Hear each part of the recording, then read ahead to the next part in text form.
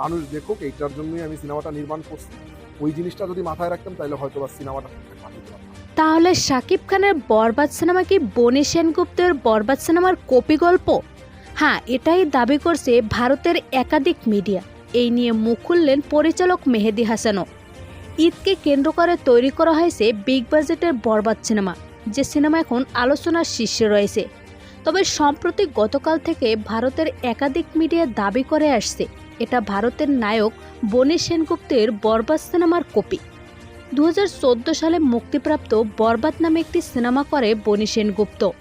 সেই সিনেমার গল্প ছিল একটি বাইক ও ভালোবাসাকে কেন্দ্র করে।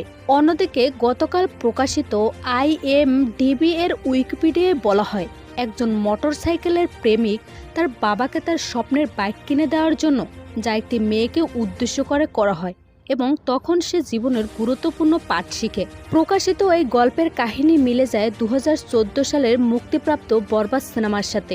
তবে এই বিষয়ে বরবাদ টিমের একজন বলেন, আমাদের বরবাদ একদম ইউনিক গল্প নিয়ে। কারো মাথায় যদি একটু বুদ্ধি থাকে, তারা কখনোই ভাববে না 2014 সালের একটি গল্পকে কপি করার জন্য এত বাজেট নিয়ে কেউ সিনেমা করবে। তা আপনারা নিশ্চিতভাবেই থাকেন বরবাদ ভিন্ন গল্পের সিনেমা। সো ভিউয়ার্স, আপনার কি মনে হয় বরবাদ কি আসলেই কপি গল্পের হবে? জানিয়ে দিন কমেন্ট করে।